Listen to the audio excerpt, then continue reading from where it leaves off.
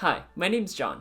A year ago, I never even heard of Fruits Basket. That is until my fiancée introduced the anime to me. And I'm Allie. I've been reading the manga since I was in 3rd grade. We loved watching season 1 together so much, and we'd have all these crazy long discussions about what happened in each episode. And for season 2, we thought it would be really fun to share our conversations with you. So join us today as we talk about season 2, episode 17.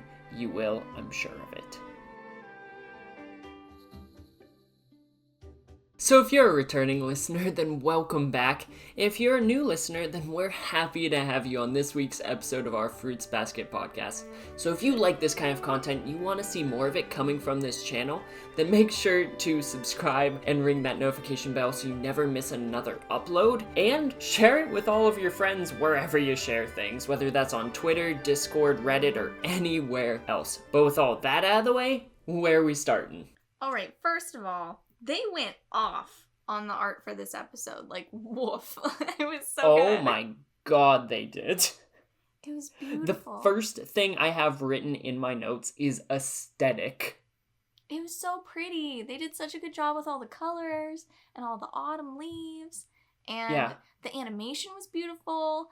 The different cuts and transitions they did were so perfect for each and every single moment that they were included. It was great. Such a good episode. Yeah, like everything from the flowing of the leaves to just the aesthetics of the city itself, whether it's the shrines or the water. The water in this, I'm sorry, I know that's a weird thing to really like focus in on, but later in the episode when we see a leaf in the water just flowing by, it's It's really pretty. And I think that they really got the essence of Ekritique City perfectly in this episode. Okay, Ekritique City is based off of Kyoto.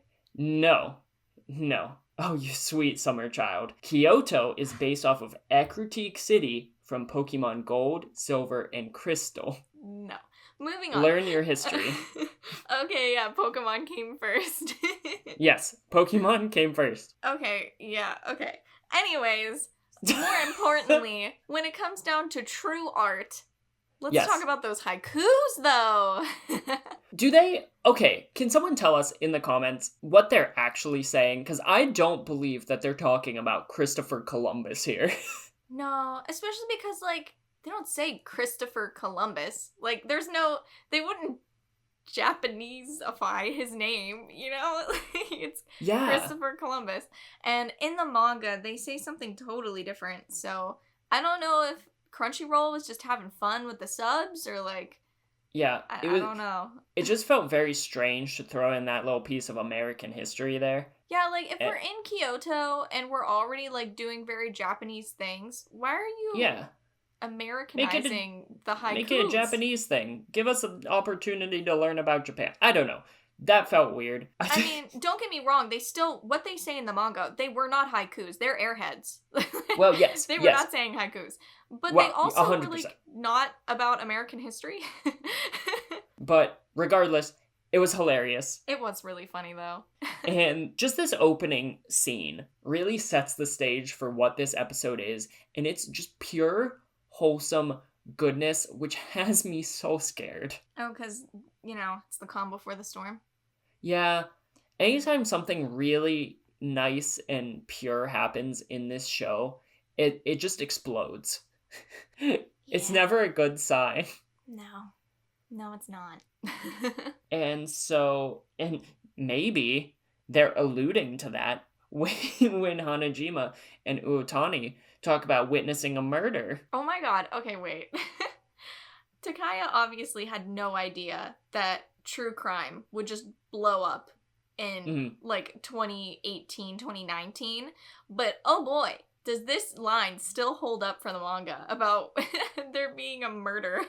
Because, teenagers now are obsessed with their Netflix true crime shows. It's very accurate. Although this was, I believe, maybe I'm getting the timeline wrong, but this was when, at least in America, can't say about Japan, but NCIS was exploding in those kinds of shows, like Law and Order. Oh, true. True crime is always just pretty good. Anyways. Yeah. Still hits. We're digressing. We get back into the show. That's when I believe the them talking about murder happens, and then we get flashback. And Yuki is a rock star in this, just because he is the only one in that household that is put together in any way, shape, or form. You think Yuki is put together? Have you seen his room? I mean, in regard to the trip, okay, yes, maybe his life isn't together, but, like, he's on it when it comes to school stuff. Okay, fine, I'll give you that one. Yeah, he did remember that there was a school trip, but Kyo and Tohru are too busy sharing one brain cell that they couldn't remember. And they have identical responses when he reminds them of it. And I just have to, because we're operating under the fact that they are married at this point in time in the story. And how will they ever remember anything if they both are this forgetful? Well, to be fair, Tohru's kind of forgetful right now because, you know, she's holding on to all of the information about Kyo's confinement. She's trying to break the curse. She's upset about Rin being all weird. She's upset because Akito doesn't want her to get involved. Like, she has, and Momiji and Momo and Kureno and, oh my gosh, yeah. So she has a lot of things going on right now. That's fair, but, like, at the same time, you know, when you're involved with the Soma boys, there's always gonna be a lot happening. And she doesn't know what a haiku is. We know that Tohru's a space cadet at this point. I don't think that she's suddenly going to become a list maker, you know?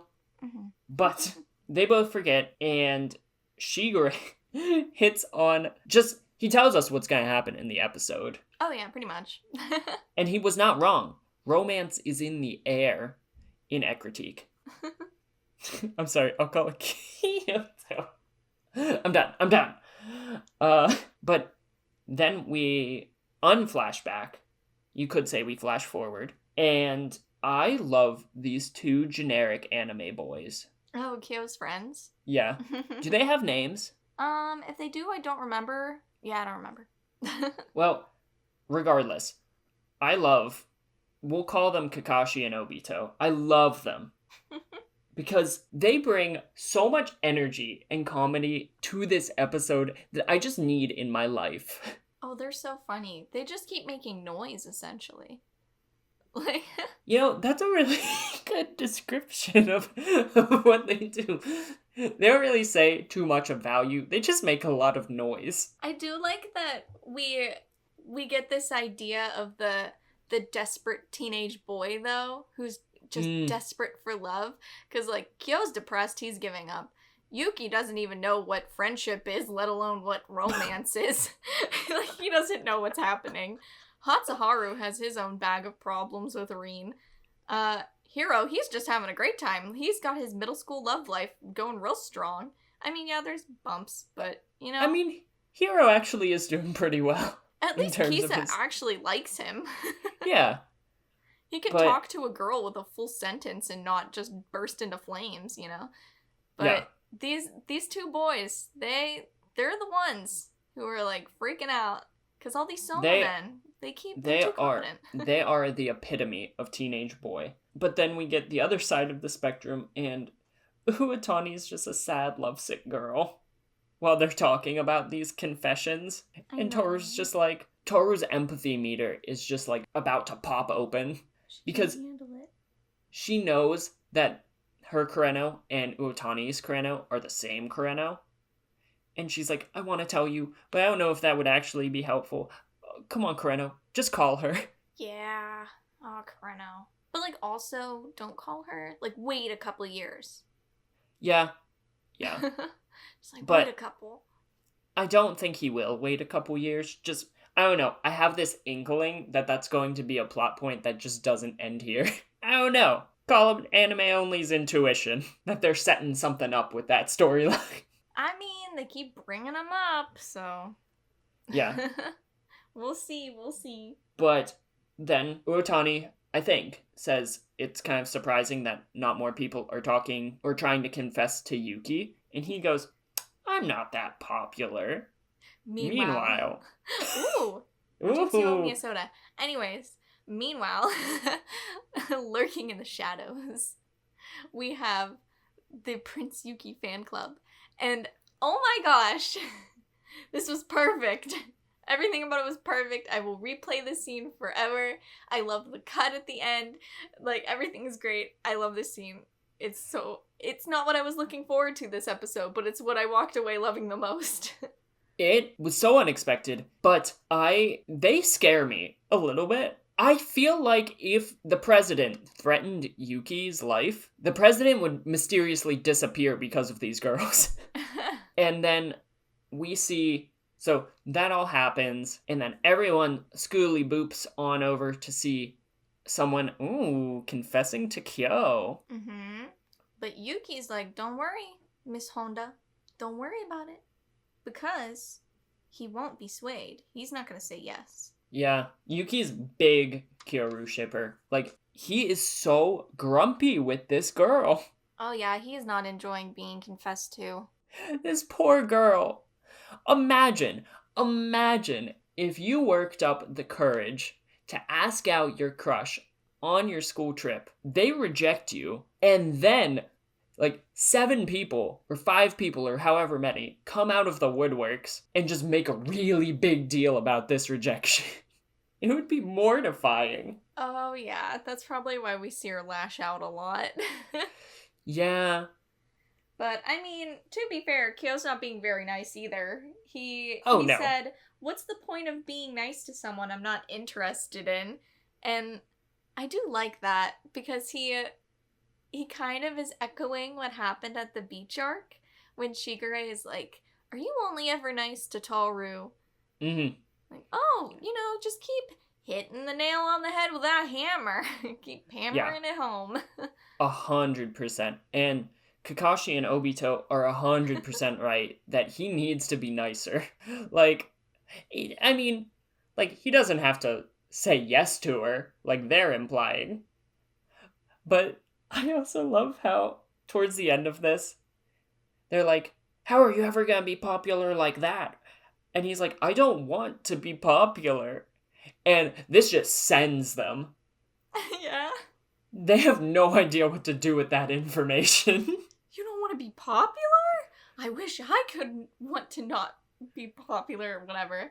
Like, I wish I didn't have to obsess over girls confessing to me or not confessing to me and being popular, and they're a mess. And then random confession girl implies that Uotani and Kyo have a thing, and she gets screamed down again. She is having a bad day. Yeah. Oh. She did ask for it with that one. I mean, true. I mean, but Hanajima was there too, and she goes up to Uotani like, it's because you like him, isn't it? I feel like people are more scared of Hanajima. True. So, that all happens. They go back to rejoin the group. Tweedledee and Tweedledum are wailing about how they want to be popular. And Yuki and Tohru generally get the gist of what happened. And Kyo says, none ya business, to Tohru. Yeah, Yuki didn't like that. I have to let you know that when he hits Kyo on the head, in the manga, it says, mastered Kakeru's technique with 3 times the power. No, he didn't. No, it didn't. It does. Kakeru Manabe. We'll get to him. We will get to him. But that makes my day. I wish they'd left that in. It's really funny. But, yeah. Oh, man. Yuki hits him on the head, and Hanajima, who also knows what's up with her cool little wave powers, she knows Kyo has a crush. I mean, like, he's making it pretty obvious. You don't even need wave powers to know. Who doesn't know? Exactly. Tohru, I guess. They are that couple where only Kyo and Tohru, they're the only ones that don't know that they have a crush on each other. Yeah. Everyone else in the world knows. But yeah, Hanajima rewards Yuki for giving him that good old boop. Oh, yeah. And, that makes me think of something. Okay. So, Kyo very harshly turned down this other girl. He's feeling weird around Tohru now. He does not like the confession thing. Yeah. Do you think that he would say yes if Tohru confessed to him? No. I don't think so. I think that they've both caught feelings at this point. He has outwardly acknowledged that he loves her. Well, to himself. But she is still, like, figuring it out. I don't think she realizes it's a crush. She's just like, why do I have these butterflies? And so if she were to come to terms with her feelings for him, which I think are definitely developing right now, she just doesn't understand that's what it is yet. I think she would confess. He would say no. She'd get really kind of sad, but put on her happy Tohru facade. And he'd, like, scootly boop on out of there. And then he'd just run out of there. He'd have a conversation with Kazuma. Kazuma would be like, dude, what are you doing? Like, follow your heart. Go be with Tohru. And Kyo will be like, but I'm going to be confined. I can't do that to her. I don't deserve happiness. Then Kazuma, being best dad ever, will say something along the lines of, I won't let that happen to you. Live your best life. You won't be confined. Go be with her. And Kyo will be disgruntled at first, but then he'll get talked into it because he loves her just so darn much. And then he'll go back and they will embrace and he'll turn into a kitty. The end. What a beautiful story. I think we'll so. See if and it happens. That'll be the end of the series. Okay, we'll see. No, I don't think that they'll get together at the very end. I think it'll happen sooner than that. Honestly. Okay. Because that would be such a, like, tease to build it up for 3 seasons and be like, they're dating now. Okay, goodbye. You don't get to see that. You know? Yeah, I don't like when shows I do would that. not be thrilled. This is not a shonen. So You're right. It's not a shonen. That's my thought on that. And then we see Tohru shopping. I mean, you could call it that. She's mostly thinking. Yeah, she's shooky. She's not doing well. Because she's thinking about how Kyo had said what he said to her, like, it's not your business, or whatever.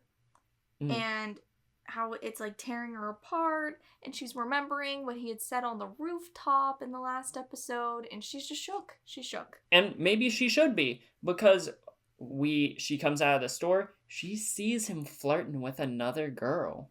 Oh my god, the cat. Yeah. I was so happy they put the cat in. Like, I knew the cat would be present. I saw the preview images. But I didn't know if they were going to, like, have it talk like it did in the manga. And it made me very pleased. It was so unexpected, but something I needed so much. Because we don't really see them interacting with the same animals of their species all that much. Mm-hmm. And so the fact that this cat developed a crush on Kyo, even in his human form, and then got jealous when he started flirting with Tohru, which, oh my god, were they flirting. Like, yeah, they were. They had it all. Like, the little awkward, like, timidness, which is kind of new, honestly. They didn't used to have this timidness in their conversations, because it was more platonic then. But now that it's actually, like, getting flirtatious up in here, they're like, hey. You know? Kind of almost bashful when they talk to each other, but they really like being in each other's presence. I could see that for Tohru, because she doesn't know what's going on.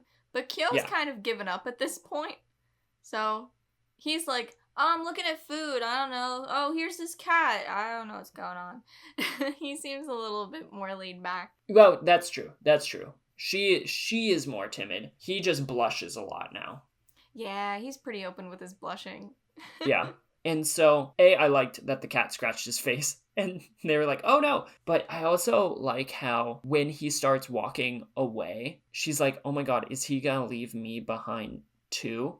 Just because it's like this irrational kind of, well, it's not really irrational. He does this with a lot of people. And with the whole confinement thing, that it probably colors her perception of everything. But then he turns around and grabs her hand. And can we talk about how long he held onto her hand for? Mm-hmm. Like, come on. Come on. It was very cute.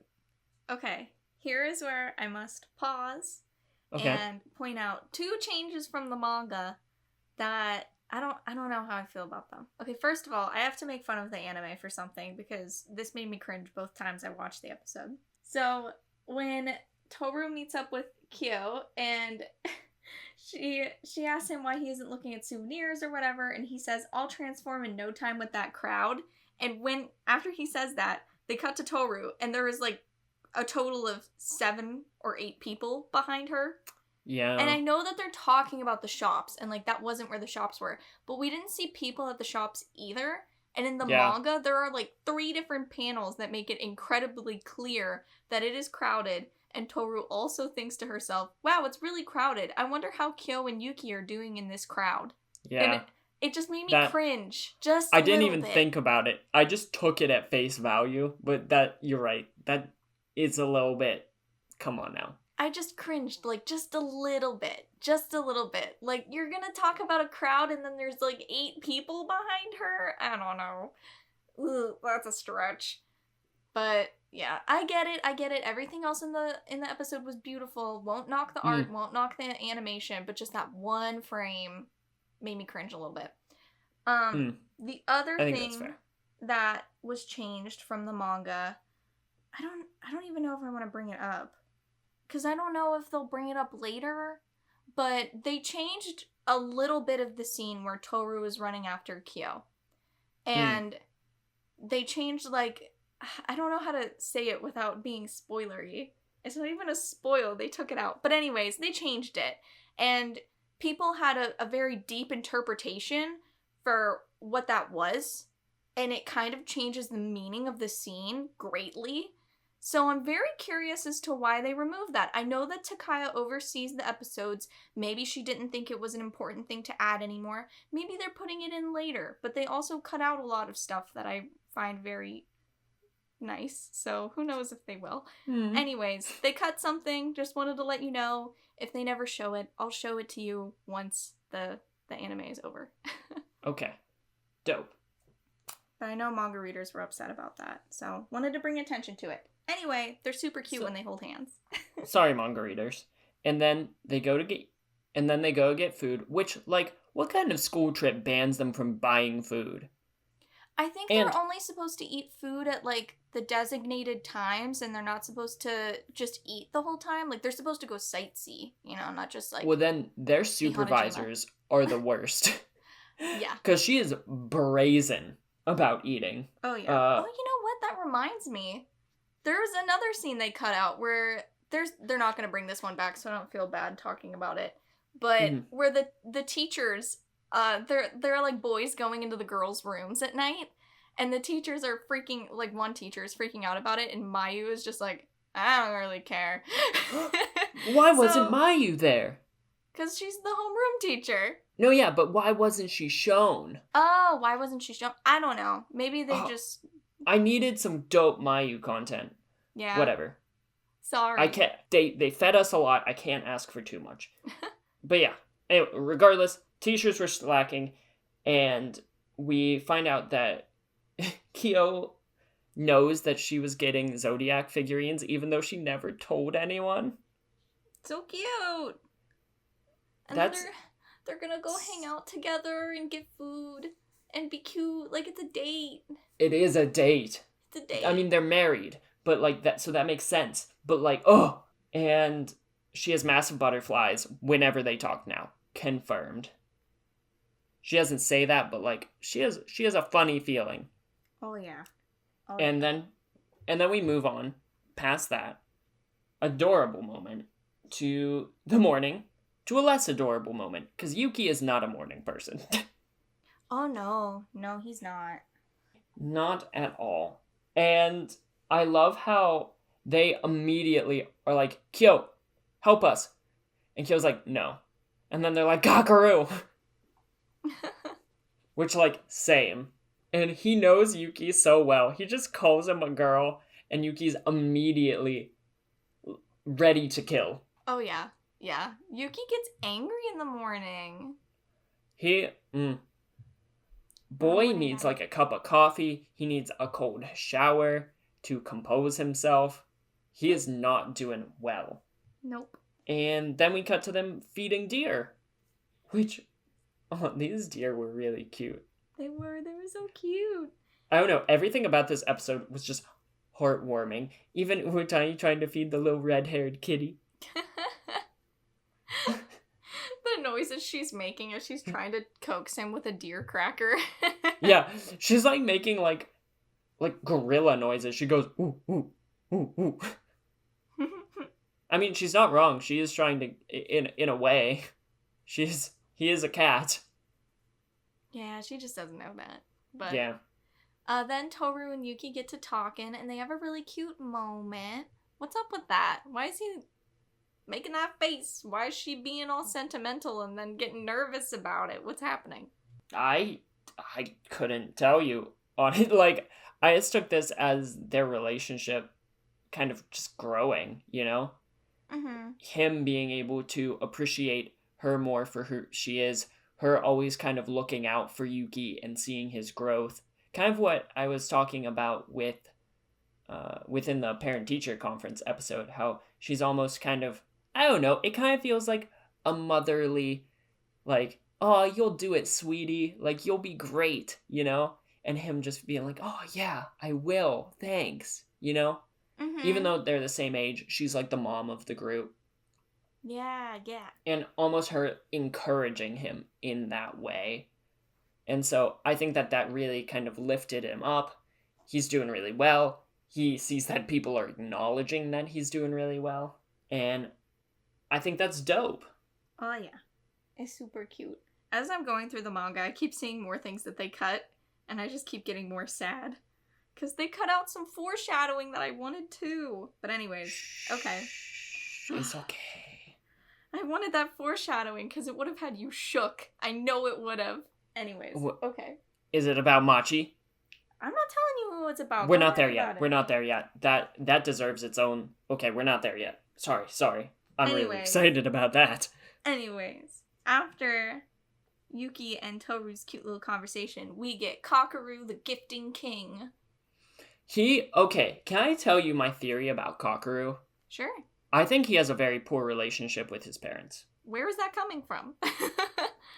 Well, think about all the people he mentioned he was getting gifts for, right? Oh, okay. I don't think he has a good family life. Because he said his neighbors, he said his people at work, but he did not mention family at all. True. And so it leads me to wonder, I almost feel like, this could very well be wrong, and this is really going out on a limb here.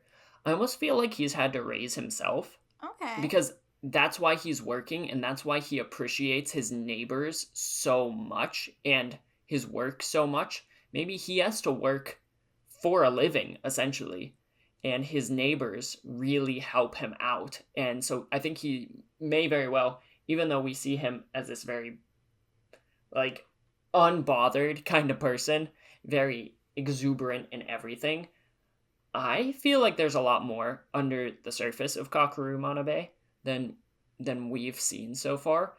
And I wonder if these souvenirs, what if they helped him to actually get to go on this trip? I don't know. Did they have to pay? Probably. It's a school trip. To go on the trip? Yeah, because remember Tohru, she couldn't afford it at first because she spent all of her money on Valentine's Day stuff. Yeah. Mm-hmm. So maybe him getting them these souvenirs is his way of repaying them in some small kind of way, you know? Because they've done so much for him. I don't know. That's kind of what that's something I've been dancing around with since we watched this episode. Okay. And then we get another reveal. So Kakeru mentions Tohru again. But he's not interested in dating Tohru, as we learn. He has a girlfriend, which means he also isn't interested in Machi. So that throws away some of your theories that you had. Okay. The Machi theory in Kakeru, that was just a throwaway to cover myself. Let's be honest. I'm full sail Yuki Machi. Their hair is so compatible. And that's why they should date, because their hair is compatible. Yes. Okay. And, like, I don't know, I feel like their personality types work. He's very meek and just, like, kind of nice, and she's... I don't really know what her personality is, honestly. She seems like she has a good sense of humor, the way she schoolly booped on out of the classroom when IMA was there. Yeah, that was funny. So, I don't know. I think that she's just a kind person who will be very good for Yuki. That being said, I don't know anything about her personality, but anyone who can appreciate a leaf as much as she does, like, she erupted with shoujo bubbles just by getting that leaf. They deserve each other. They're very cute. But, I can see yeah. it. I can see it. But yeah, Kakeru has a girlfriend. He does. Do we know her? I'm not telling you anything, so. Okay. You'll figure it out. It was worth a shot. It was worth a shot. Good try. But if Kakeru has a girlfriend, then why is he always asking Yuki about Tohru? Because he wants to... Oh. I think it's probably because he sees... Kakeru is a very perceptive dude.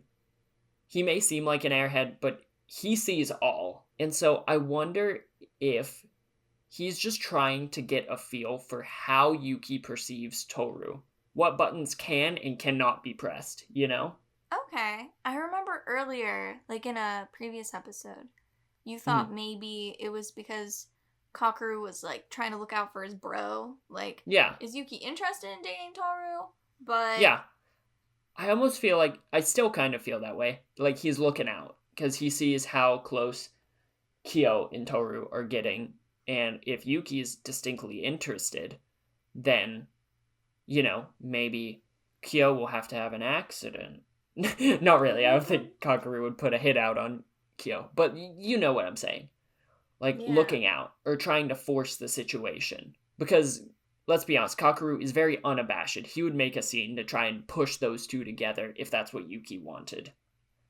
Because I do think that Kakeru genuinely... I don't think he has some, like, evil ulterior motive or anything. I think he genuinely wants to be Yuki's friend.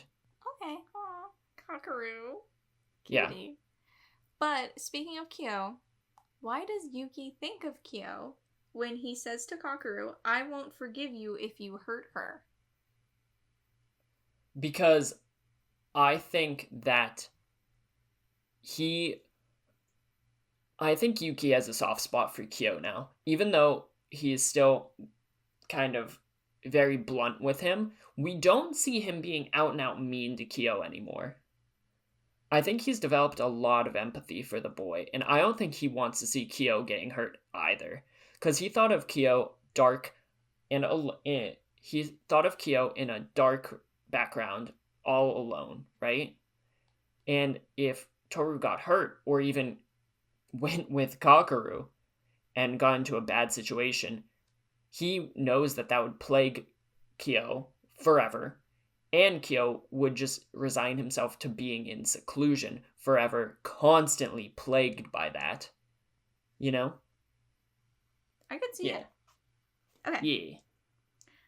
But, okay, so after that little question that I had for you where he's thinking about Kyo, my next note was that I just think it's so cute that Yuki is trying so honestly to navigate a friendship. It's adorable. He has no idea what he's doing, and he's being kind of childish by threatening Kakeru that he wouldn't be friends with him anymore, and it's so he doesn't know what he's doing. Yeah, that is really precious. They're so cute. And then Kimi comes in, and that girl, she just sends me. No, yeah, that was really, really funny. Just everything with the videos and all that. I don't know. It was just... I like how he's developing true friendships that are his own, you know? I love that part. I love that he... Yeah, like you said, that he's finally starting to get his own friends. Because, like, Kyo had his own friends, Tohru has her friends, and Yuki felt really great when he was accepted by them. When he was allowed to play games with them and do card games too, and when Hanajima and Uotani slept over and they would just chat, and like that was all great. He loved feeling accepted, but now it's his turn to go out and make his own friends with their own stupid inside jokes and just being idiots together. I love them. Yeah, I think I really like their dynamic a lot. And he sees Tohru and company coming across the bridge, and he sees all of the leaves and him just basking really in the moment, just saying something along the lines of having that kind of tickle in his heart when he thinks back to this moment. And this, I know we've already talked about it a little bit, but this, they're married, they have 3 children, they're on vacation in Aruba right now. They are married because right after saying tickle in my heart, he grabs the leaf and it instantly goes to Machi's face. Okay, coincidence? I think not. It wasn't Nao's face. It was Machi's, you know? Nao was just being a little meanie, not taking the leaf. But, oh, it is love. Yuki Machi shipper. Love. It is love, Allie. Speaking of love, oh my god, Tohru making the cat in the Zodiac. Oh. She made the little cat figurine. And that's why she wanted paper clay or paper mache. Like, that's why she wanted it. And he blushes. Blushy boy. Which, I know that he wants to be part of the Zodiac, but like, dude, you should know, being part of the Zodiac, not that great. Well, it's better than his situation, but like, still. But I don't know, it was so cute. Yeah, and it was so reminiscent of the first episode of season 1, when Tohru happens upon Shigure's collection, and she goes, "You're missing the cat!" And now she has her own collection, and she completed it with a cat. And she still wants to be Year of the Cat. Mm-hmm. I wonder if her being Year of the Dog is significant in some way. I feel like it is. I don't know. I'm surprised you remembered that. Because I remember her being like, I wish I was Year of the Cat, but I'm Year of the Dog. And Shigure was like, Year of the Dog's pretty cool. I feel like that's significant. Why would they mention that, you know? I don't know. I don't have anything right now, but I'm going to brainstorm on that. Because do it. There's no way that that's insignificant, you know? Mm-hmm. But the next episode is called Wanna Kiss? And it's Haru, and you know what? That ship's defined, so he's probably talking about Rin, and we're probably going to see Rin get just absolutely demolished next episode. You think so? Yeah. I think it's going to happen. We need to find out when the scar is happening. That's all been set up recently. And their relationship is still like, LOL question mark, you know? So I feel like Akito's going to destroy her somehow. Okay. I don't know. Because how else would she get a scar like that? And Akito hates the female Zodiac members. Yeah. So, yep. We'll find out next week. Oh, he'll say, wanna kiss? And then they kiss, and Akito's like, LOL, no. And then Akito invites her to a private meeting, and just annihilation ensues. And it's going to be really sad. And I'm going to feel a lot of feelings of positivity towards Rin next episode, I think. All good theories. All good theories. You're like, I'm giving you nothing. Of course not.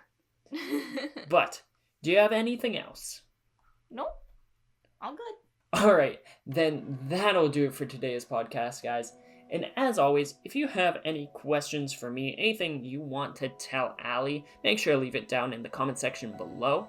And if you are posting any manga spoilers, please, please, please use a spoiler tag and make sure the spoiler is below the read more, so that I don't get spoiled, other anime onlys don't get spoiled, no spoilers are happening. And if you like this content, you want to see more of it coming from this channel, make sure to like the video, subscribe, and ring that notification bell so you never miss another upload. And as always, we hope you have a fantastic rest of your day, a fantastic rest of your week, and why not even a fantastic rest of your month. And we will see you in the next video. Later.